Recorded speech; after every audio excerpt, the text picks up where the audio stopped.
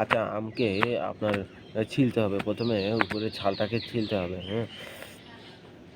উপরে ছালটাকে ছিলে তারপর আপনার মানে কুচাতে হবে। মানে এখন যে আলু যে কুচি করে না ওরকম মানে আলু কুচানি দিয়ে যেটাকে গ্রামাঞ্চলে বলে আলু কুচানি বা কিংবা ছিলানি, ওইটা দিয়ে কুচিয়ে একদম চিকন করে তারপর নিতে হবে, আমটাকে ভালো মতন ধুয়ে। তারপর ওইটার উপরে একটু বোম্বাই মরিচ নিতে হবে কুচি করে দিয়ে কাঁচামরিচ দিতে হবে। উম তারপর একটু লবণ দিতে হবে, তারপর একটু আপনার শুকনো মরিচ দিতে হবে, হুম?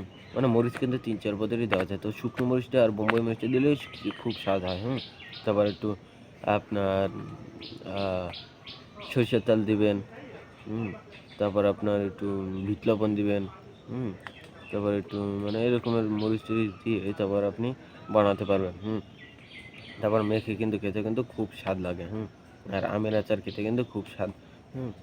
মানে আমের যে বানানি এটাকে আমরা বানানি বলি। আম বানানি কিংবা আম বানানি, ছোলা আম বানানি, জাম্বুর বানানি, মানে কি এটা বানাতে হবে মানে আচার বানাতে হয়। এটাকেই বলে বানানি, হুম? তো আবার ঘরে যে কাঁচা আম দিয়ে যে চাটনি বানানো হয় কিংবা দোকানে যে কিনতে পাওয়া যায় চাটনি খুব কমই কিনতে পাওয়া যায়। কিন্তু বাসা বাড়িতে দেখা যায় যে বানানো হয়। গ্রাম অঞ্চলে প্রতিটা ঘরেই দেখা যায় যে আমের আচার পাওয়া যাবে। আমের আচার, জলফর আচার, তেঁতুলের আচার, হুম? এটা কিন্তু খুব মানে একদম অ্যা মানে এভেইলেবল এটা, এটা কিন্তু মানে সবাই বানায়, চালতার আচার। মানে এইসব আচার খেতে কিন্তু এইসব যে সিজনে হুম, খেতে কিন্তু খুব স্বাদ লাগে। মানে এরা প্রতি বছরই দেখা যায় যে বাঙালির ঘরে আচার থাকবেই। হুম, বাঙালিরা কিন্তু আচার খায় এবং কি আচার বানায়। আচার খেতে কিন্তু খুব স্বাদ লাগে। হুম, তো বিদেশ থেকে যখন কেউ আসে, ঠিক আছে? বাংলাদেশ থেকে হয়তো গিয়েছে অনেক আগে। তো বিদেশ থেকে যখন আসে, হুম, তারা কিন্তু আচার খেয়ে কিন্তু খুব আনন্দ উপভোগ করে যে তারা ছোটবেলায় এরকম আচার খেয়েছে আর এই বড় হয়ে, ঠিক আছে? প্রবাস জীবন থেকে গ্রামে যখন আসে তখন কিন্তু তারা এই যে আচারটা যখন খায় তো আচার খায় তখন কিন্তু খুব মানে মনে আনন্দ পায় যে সেই কবে খেয়েছি আচার আর এখন খেলাম। উম বিদেশে কিন্তু খুব আচার কমই পাওয়া যায়। আবার দেখা যায় যে অনেক বিদেশিরা আপনার যারা বাংলাদেশে থাকে তারা কিন্তু অনেকেই আছে যে বিদেশেও থাকে।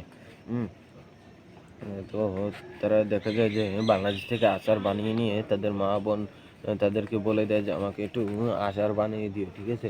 তো মানে সেই আচারকে আপনার সেই আচার আপনার বিদেশে নিয়ে গিয়ে তারপর খায়।